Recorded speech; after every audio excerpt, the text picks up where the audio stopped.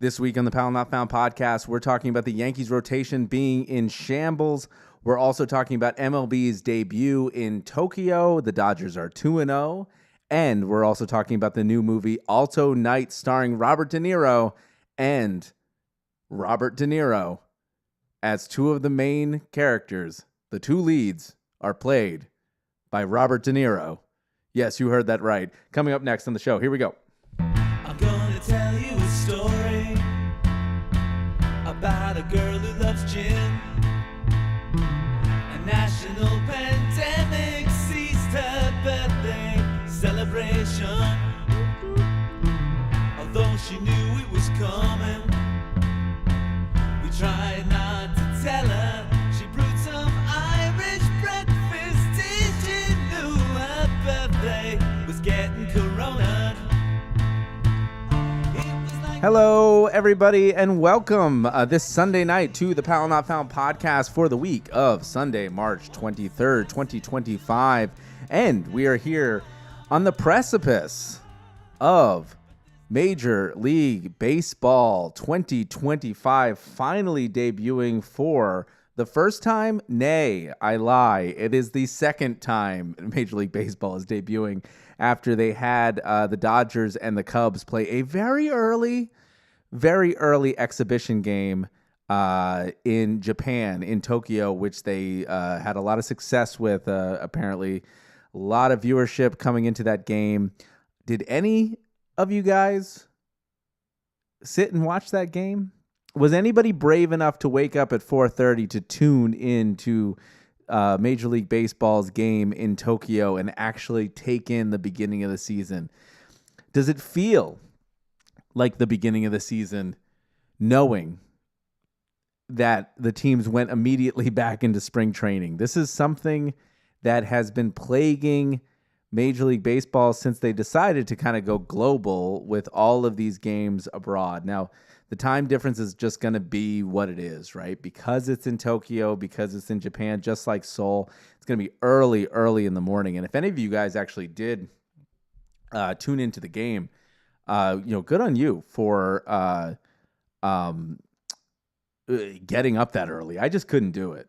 I watched the highlights. I woke up way too late and decided, you know what? It's probably better for the highlight reel anyways to watch this game. But the Dodgers start 2-0. Shohei Ohtani homers in Japan. Yamamoto, Roki Sasaki has a impressive debut. And all of it just seems like it was a big event that completely culminates in more spring training games. I really seriously think that Major League Baseball has to get to a point where they figure out how to do these games within the season so that it's a bigger event, that it's viewed by more people, that is viewed domestically, and it feels like they're in the throe of the season. Now, whether that means taking an extra week for these teams and maybe stacking off days or something like that to make it not so that we just go back into spring training. It just feels so weird to have two games that count juxtaposed against games that don't, right? It feels weird to have two legitimate games when people are clearly trying to work out things and trying to get everything going, just to have this new games that suddenly matter, that suddenly count towards the standings, and everybody has to get in gear. And then as the player, do you take your foot off the gas? Do you ease up, right? Is it weird that Shohei Ohtani now is the home run leader with one and a week and nothing's changed? It's odd, but Major League Baseball does start to commence on Thursday, and we finally have the rest of the season catching up to them. And I can't wait, because this offseason, especially for the podcast, I've been kind of lying in waiting for it to begin, because this started as this podcast really started as an excuse for me to talk about the Yankees with someone, with viewers. And now that Major League Baseball is starting again, I cannot wait. It's going to be a weekly drama now. It's the soap opera is continued. It's finally renewed for another season. So it was a nice little tease that Major League Baseball started in Tokyo, and but it's nice to finally kick it off and get everybody back on board. They said Major League Baseball in Tokyo, it drew an average of more than 25 million viewers across all platforms, making it the most watched MLB game ever in Japan. And the total surpassed the previous mark of 18.7 million set during the 2024 Seoul Series, which was just last year. That's according to ESPN. MLB said the two-game Tokyo Series averaged more than 24 million viewers, eclipsing the 2024 Seoul Series by nearly 7 million to become the most watched MLB series ever in Japan. I mean, it's successful, right? For anybody to criticize Major League Baseball as not having global appeal, I think that they're proving it year over year that baseball is something that people are interested in. I mean, the London series last year when the Mets and the Phillies, I believe, played in London, right, drew a huge crowd, right? Obviously, Japan is entrenched in baseball for a long, long time, has a longer history with baseball, so it's definitely going to be popular. And whenever the Major League Baseball can showcase three of the top athletes, especially of Japanese descent, on one stage, I mean, that's going to be massive. So an amazing success that goes out to Major League Baseball for even doing this. It's just the scheduling problem really that remains. It reminds me of the WBC, right? How many of those games in the WBC were just too early to kind of take in, depending on your job, depending on your schedule? Were you going to really carve out the time to watch something at 5 a.m?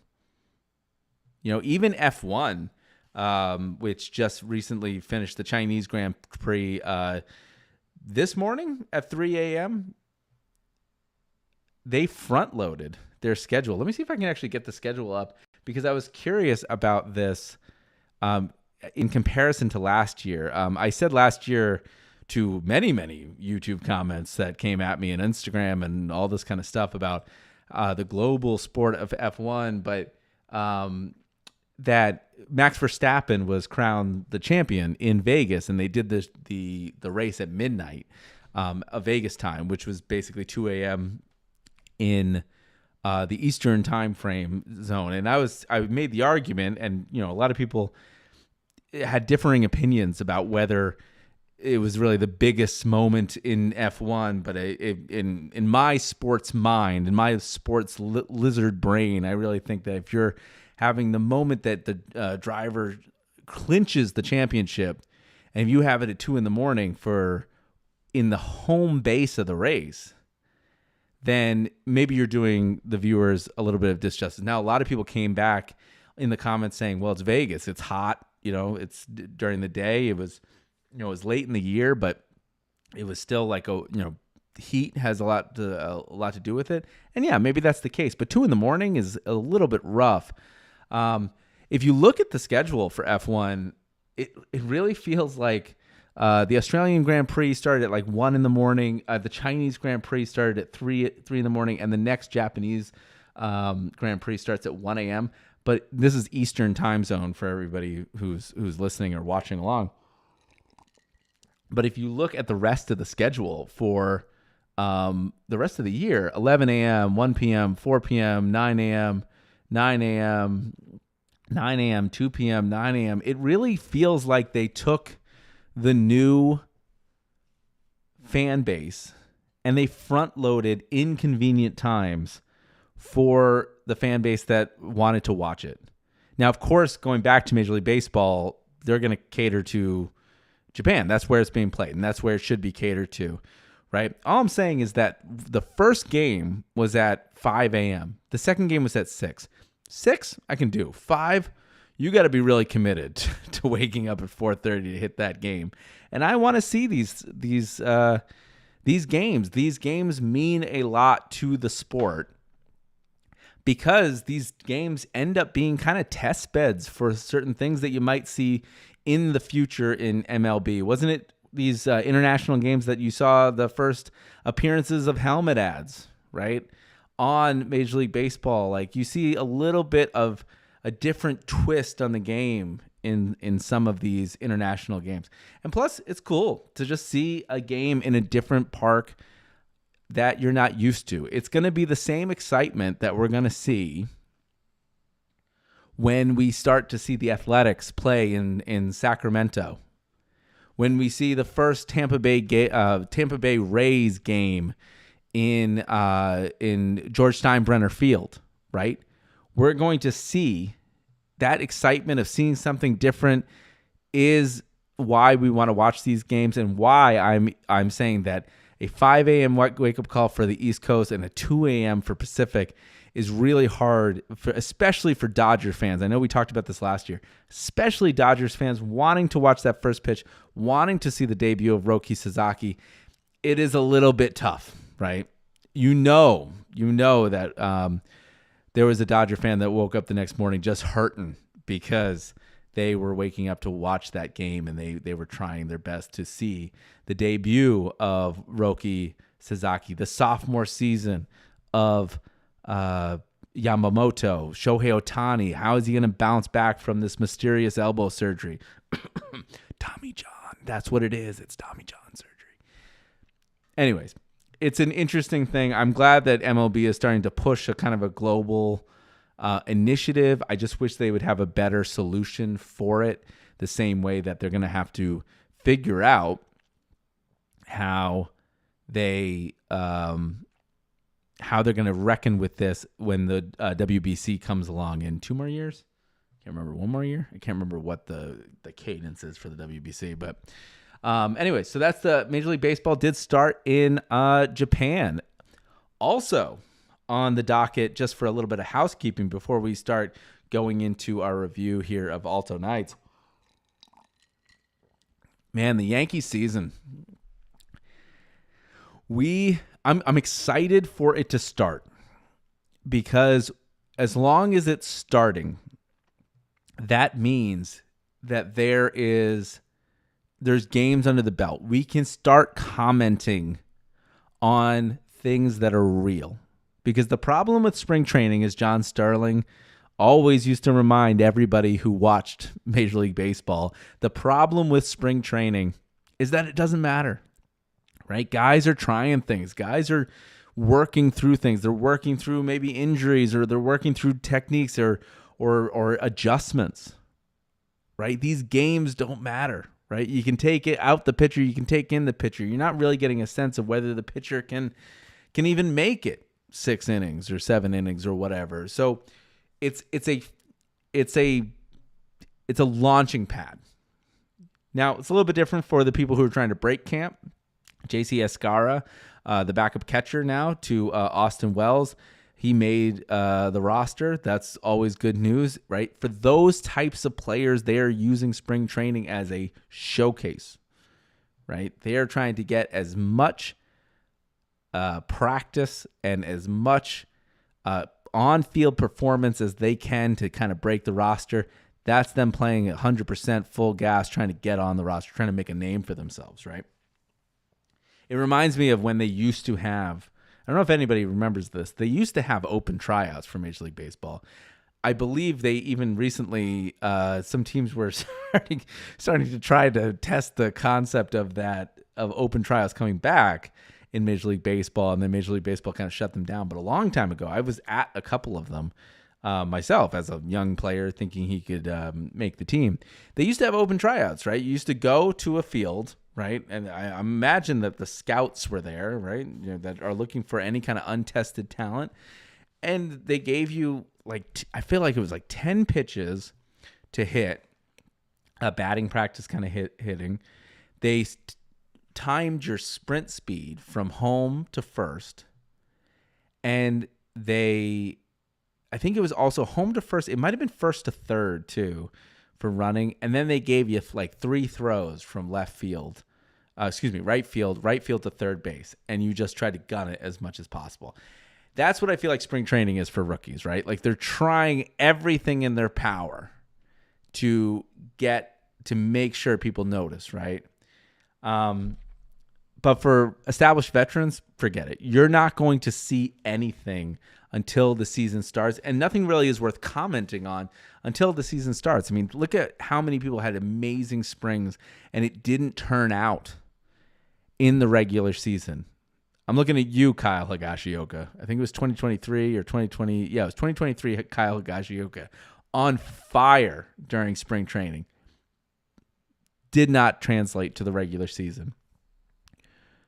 Mostly because people are kind of ready to go, right? Spring training is kind of grinded on long enough. People have started to figure out what works, what doesn't.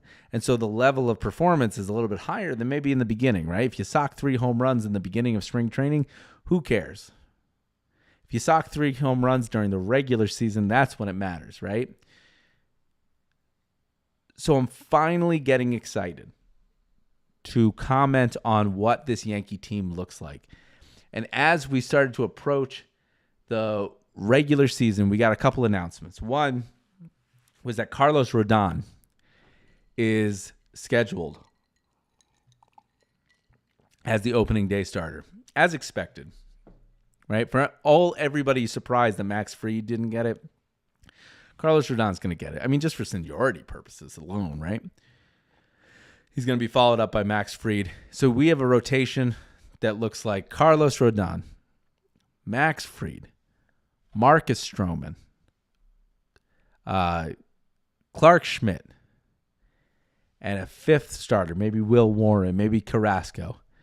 And then you hear, secondly, that Clark Schmidt back and shoulder problems is going to be out and starting the season on the IL. And that is a blow.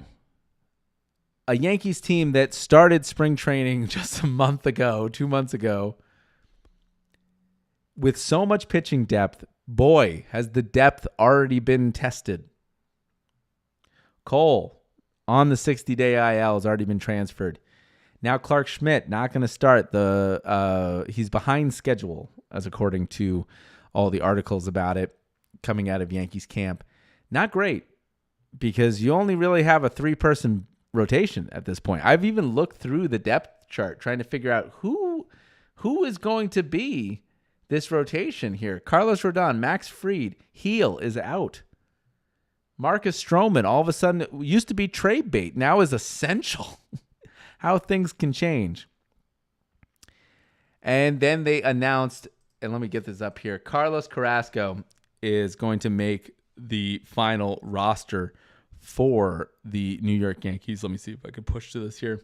Yankees are getting closer. This is an Athletic article. Carlos Carrasco makes roster. Search for righty bat. Oswald Peraza's cloudy future. It's an article by Chris Kirshner of the Athletic.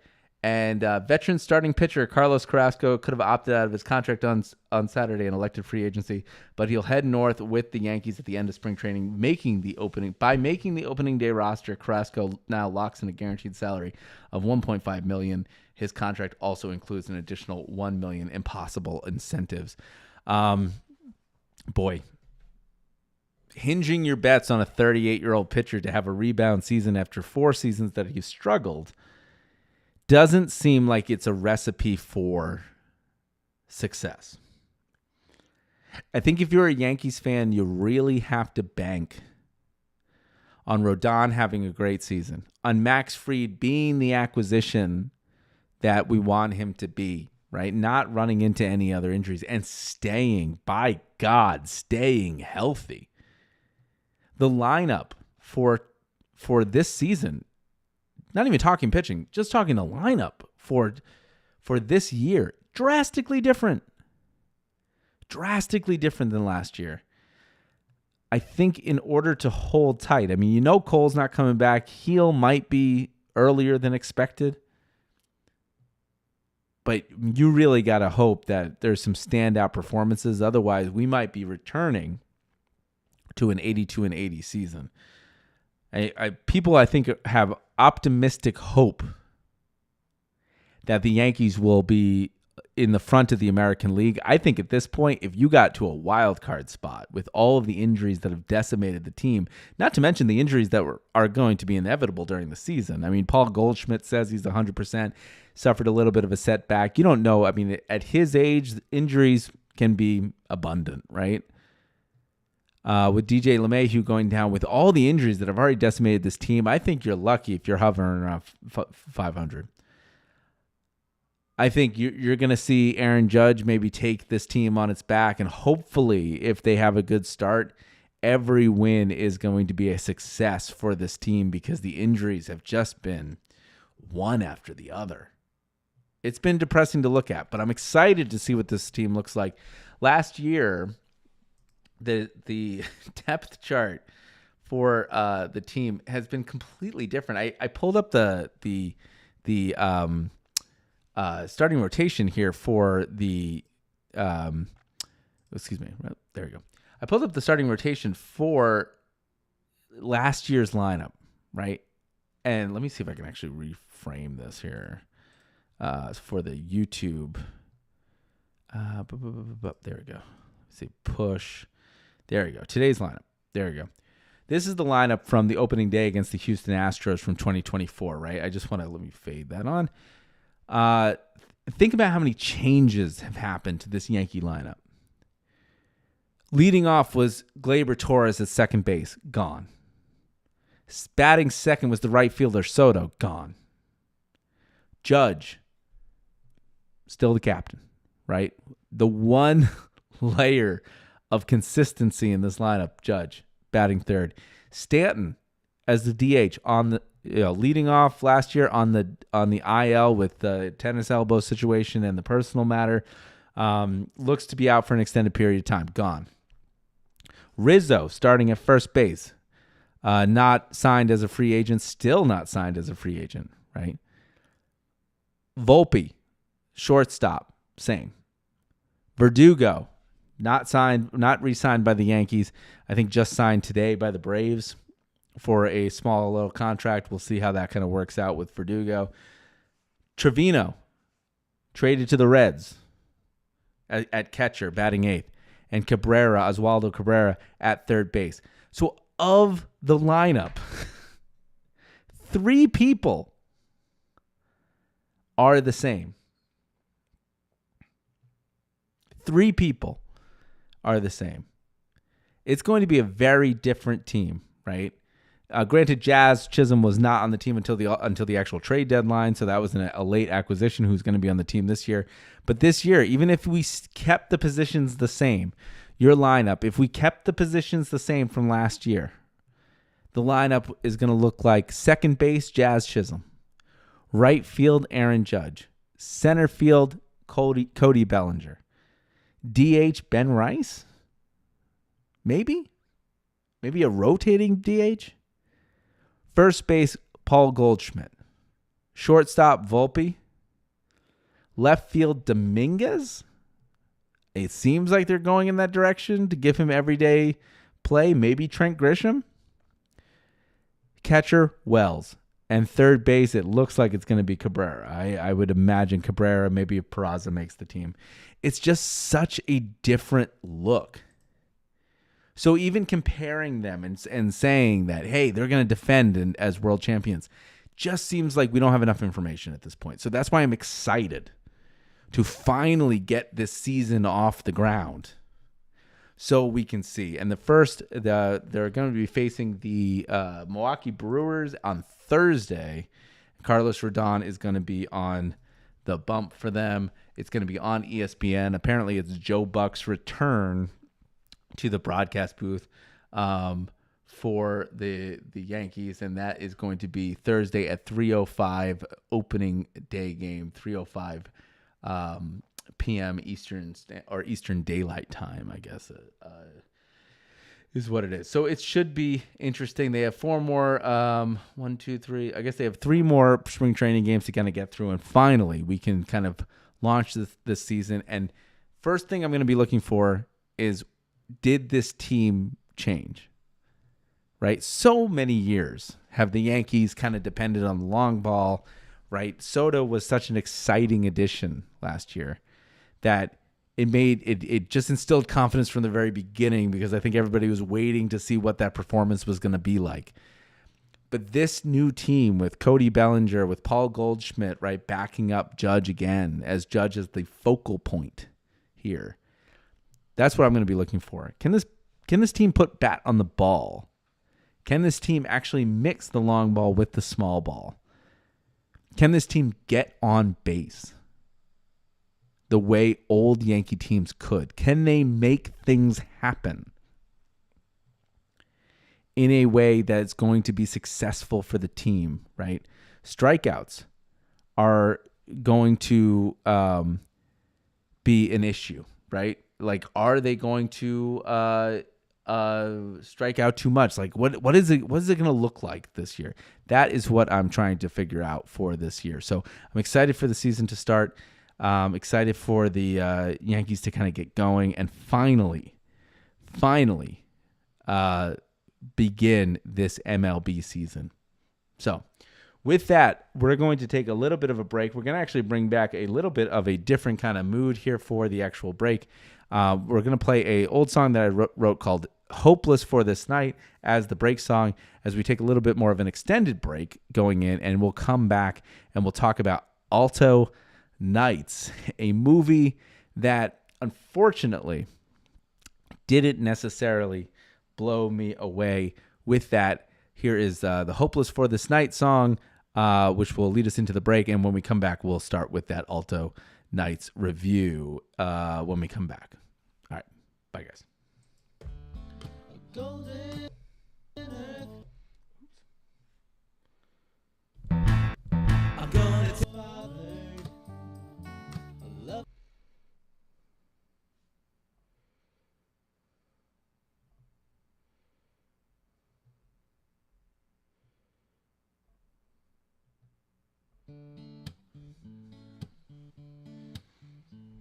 You were hopeless for that night. You were hopeless for that night. When troubles come round and you're alley bound, you were hopeless for that night. You were in and out of sight. You were blinded by the light. When fog's rolling in and you're stumbling, you were hopeless for the night. A golden earth girl fathered a love so deep and bold. Oh, I keep coming back for you, no matter how long I've been told. You were losing the long fight. You were sucked into the night. When love came to stay, there was no escape. You were hopeless for that night. Sing it again now. Ooh, doo-doo-doo-doo-doo. Ooh, doo-doo.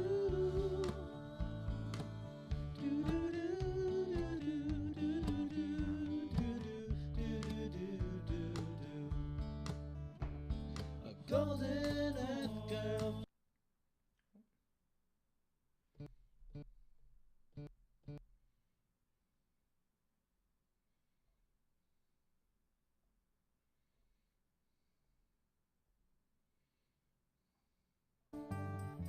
A love so deep and bold. I keep coming back for you, no matter what I've been told. You were losing the long fight.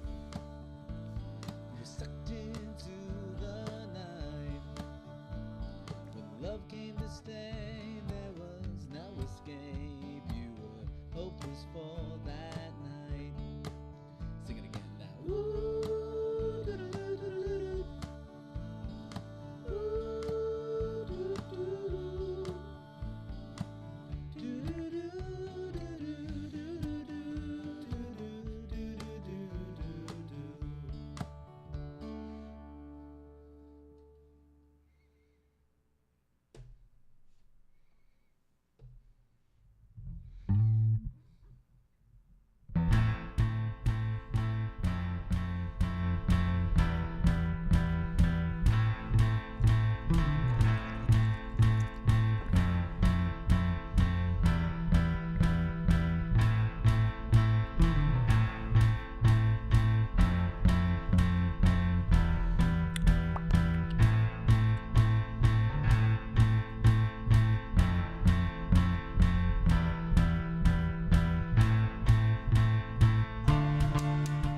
Hey, everybody, and welcome back to the Powell Not Found Podcast. That is the result of doing something live that you've never done before, is that you end up having stops and starts during production, but you got to mess up once in order to perfect it in the end. So that is live production for you in a nutshell.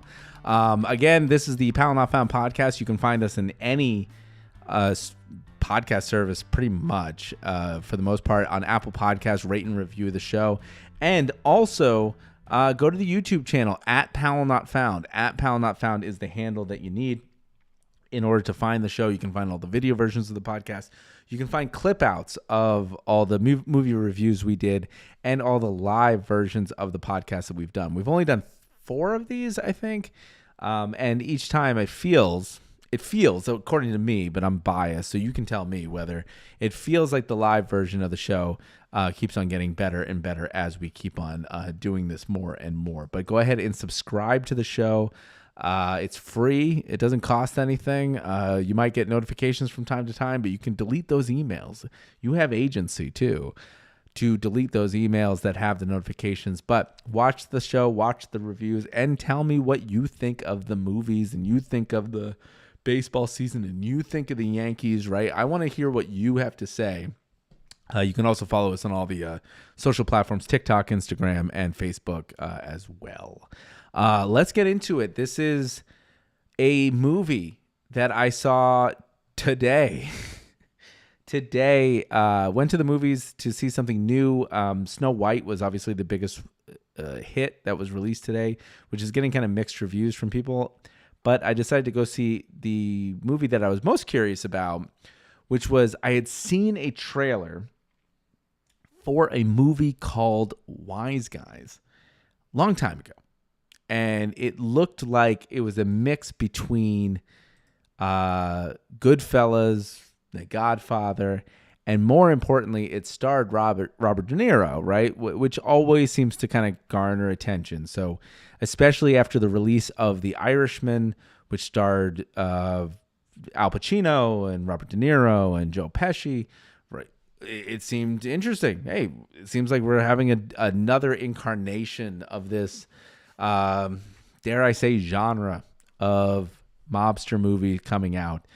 And in this movie, Robert De Niro, it stars Robert De Niro playing Frank Costello, which is based on a true story, and also stars Robert De Niro. Yeah, you heard that right. Robert De Niro in a dual role playing 2 different characters.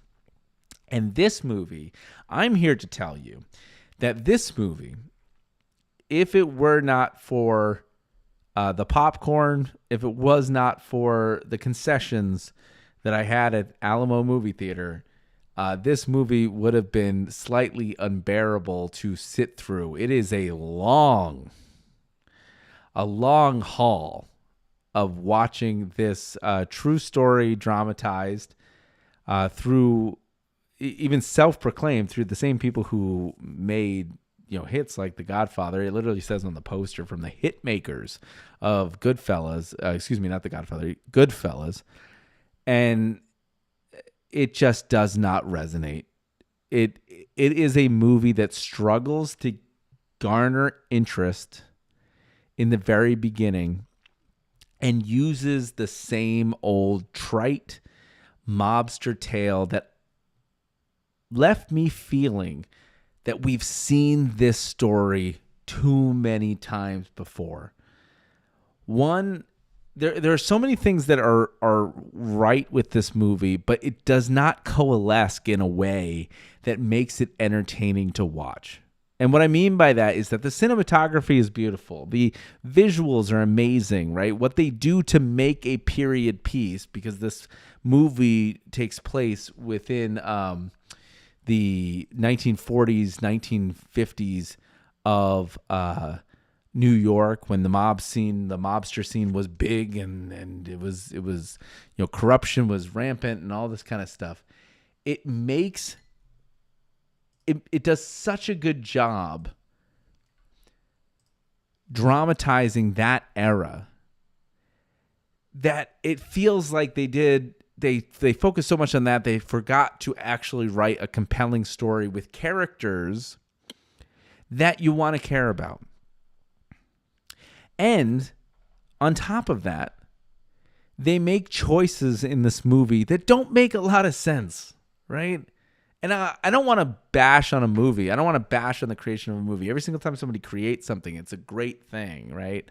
It's something to feed off of, to comment on, blah, blah, blah. But the choice of having Robert De Niro do a dual role in this movie is very confusing to the viewer. It took me 10 minutes to figure out, is that Robert De Niro playing the antagonist as well as the protagonist? Right? It was hard enough to kind of get past the idea of watching a geriatric Godfather. But then to have to wrap your mind around that Robert De Niro is playing both roles. Robert De Niro is an actor that is very, very definitively Robert De Niro.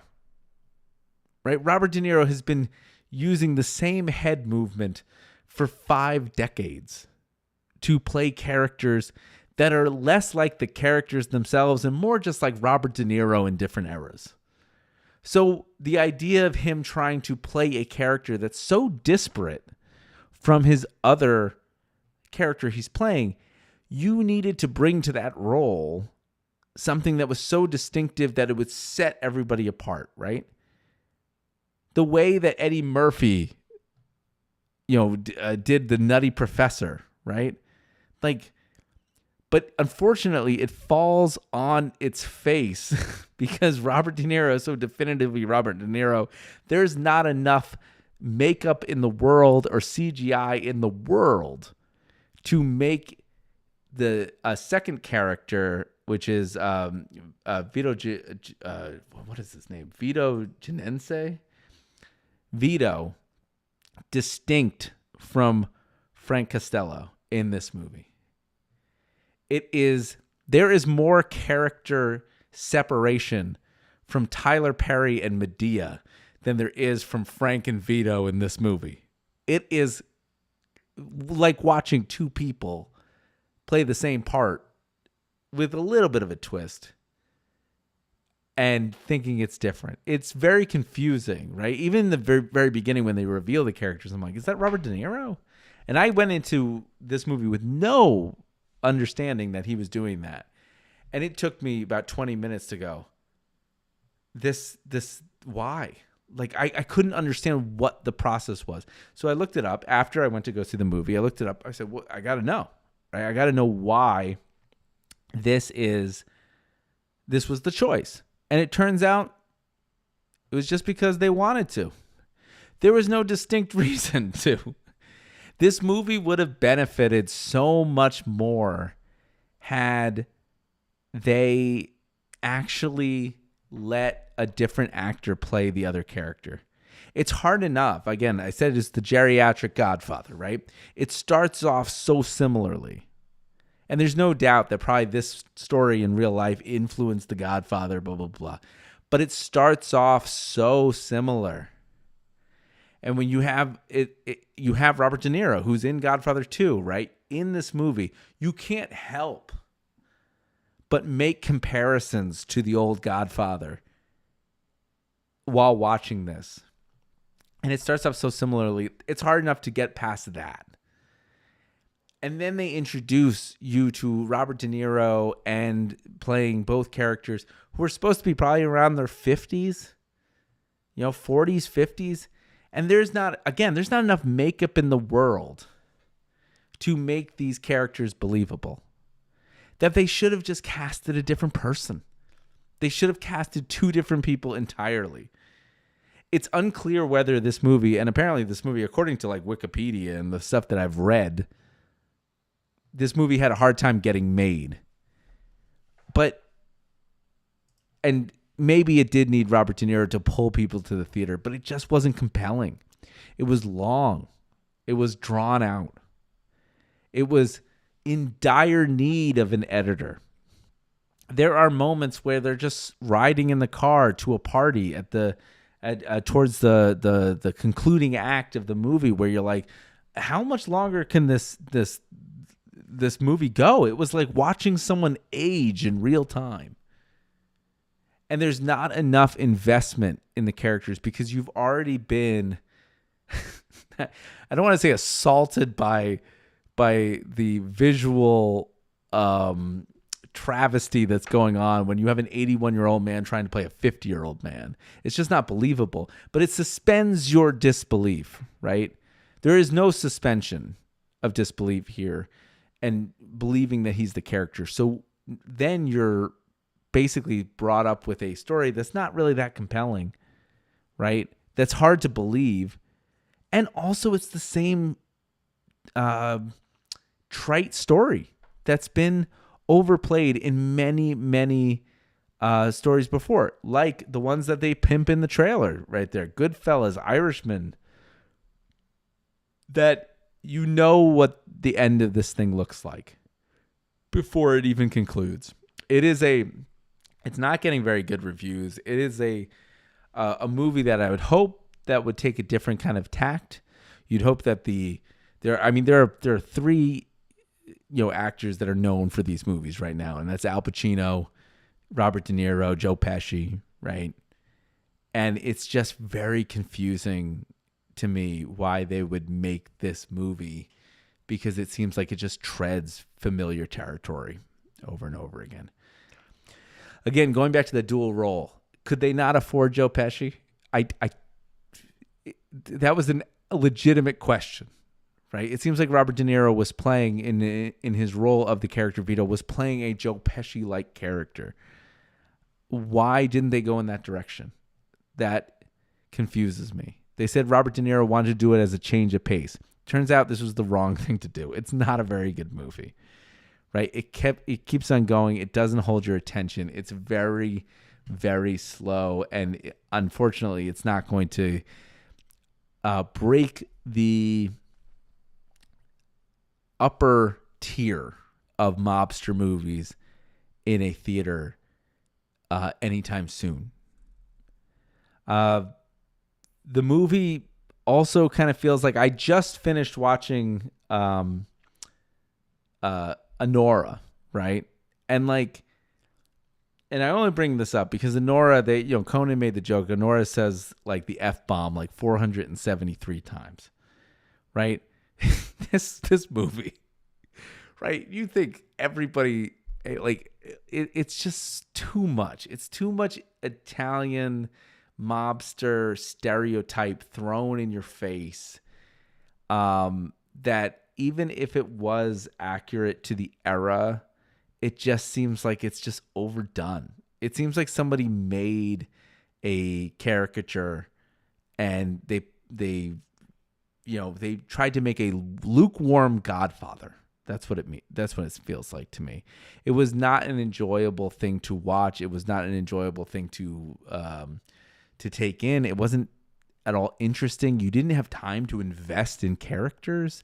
It just seemed cheap, and maybe that's why no one was in the theater with me when I watched this show, because maybe people already kind of got the memo that this movie wasn't going to be good.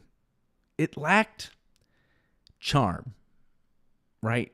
It lacked a likable character in this movie, and it suspended your disbelief too much. I go back to The Godfather because The Godfather, obviously one of the best movies of all time, but there is it draws you in because of some of the choices they made, right? Vito Corleone, at the time The Godfather starts in that plot, he's an older mob boss, right? That his sons are slowly taking over the business, learning the business, but they're expressing deference to The Godfather, to Vito Corleone, right?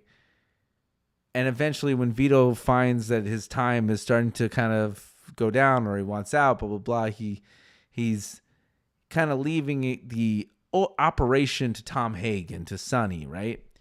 It's believable, right? These guys, they look so old in these things. Not only is it hard to believe that they have working relationships with people who find them, attractive, blah, blah, blah. It's so unbelievable. But they look so old in the movie that, like, for them to be pushing a crime syndicate is so unbelievable. The only thing they should be pushing is a walker in this movie. They are so old looking that it's hard to even, like, fathom that this is believable. So they don't really do justice to whatever this true story is. I mean, obviously it's far past the time. And also it doesn't really resonate in a time where that if you're going to do a movie like this, I think you have to do a better job making it distinct, right? And maybe they're trying to be accurate to the true story. They're trying to be accurate to the material. But you got to make it distinct. You have to make it resonate. You have to have something different about it. And it just felt like it was so by the numbers, a mob movie that we've seen. So don't waste your time on Alto Knights. I say this probably as the strongest recommendation I've had in my podcast before. Don't waste your time with this movie. Watch Goodfellas. Watch The Godfather. Watch something that's very, very smart and intelligently made. And watch The Irishman, right? Same people, right? This is Bruckheimer, right? Watch that. Save your time. Unless you just really like movie theater concessions and you just like being in the theater and you have nothing else to see. Maybe you have a movie pass, maybe something like that. Don't waste your time with this movie. This movie is something that's going to be made and forgotten. I doubt that we're going to be talking about this movie for a long time. There is a way. I just recently saw Oppenheimer again for the third time. And that movie does such a good job taking historical nonfiction about a character and making you invested in the character. And obviously Christopher Nolan has a very, very different idea of what compels a viewer, and he has a very different filmmaking style. But there's something about that, like, it left me leaving the theater going, why? Why was Oppenheimer so interesting and this true story wasn't? Why was something directed by Nolan so good and then this movie directed by Barry Levinson, why wasn't it as compelling? And I think it just has to do with character development, right? That there's too many things going against this film. Its visuals, the odd way that it was exposition heavy throughout the entire thing. You'll find that if you watch this movie, Robert De Niro like VOs most of the movie in this kind of interview-esque style. It made me think throughout the whole movie going, is there going to be some reveal that people are doing an interview about him, that it's a documentary? No, he's just breaking the fourth wall the whole time. There's no reason for it. Like, it just doesn't pay off the way you want it to pay off. So don't go see this movie. It's not worth it. It's not a good movie. It's a mobster movie by the numbers. And honestly, I couldn't recommend it against it enough. So that is Alto Knights. It just didn't do it for me. Let me put it that way. So it's not as rough. It didn't do it for me the way that other films did. I think there's other films that do it better. I think there are other films that are more willing to develop the character to make you feel a level of investment as opposed to Alto Knights did. So that's my 2 cents on that film. Again, this is Alto Knights starring Robert De Niro and Robert De Niro because I'm assuming they just wanted to keep the payroll down. I don't know why they would even, the production, sorry. I keep going back. I will wrap up the show quickly, but the production value of doing something like that, of filming a movie with both characters playing the same role, of doing a nutty professor, right? Kind of filming, doing a Tyler Perry-esque kind of thing. It's difficult to do. Why would you take that on? right? We already saw. I mean, is it because it's different from all the other monster movies that we've seen? I mean, we've seen Robert De Niro versus Al Pacino in Heat. We've seen Robert De Niro, Al Pacino, and Joe Pesci in The Irishman, right? We've seen Joe Pesci and Robert De Niro in Goodfellas, right? Robert De Niro versus Robert De Niro. Like, is there no other actor that could have taken that role to play it more believably? It just seems it's old, it's trite. It just didn't do it for me. So Alto Knights not getting the thumbs up from the Powell Not Found podcast, getting the thumbs down for this particular one. So go try to do something else with your time, then see this movie. Again, with that, we'll go ahead and wrap up the show. Thank you for watching the Powell Not Found podcast. Again, you can find us in all the streaming services online. You can find us on YouTube at Powell Not Found, on Apple Podcasts. Rate and review the show. And do yourself a favor and just hit that subscribe button. Make that number go up. It will help me and help this show kind of grow. And leave a comment and all your feedback on the videos. You'll see a clip out on the YouTube channel, and we'll do our best to keep on providing good content, quality podcast content for the foreseeable future. Next week, we have Major League Baseball is starting on Thursday this upcoming week, and then the week after on Wednesday, we have the Nintendo Switch reveal. More details coming from Nintendo after the little teaser trailer in February. So go ahead, keep on tuning into the show, and thank you again. This is Mark Powell signing out of the Powell Not Found podcast. We'll see you next week.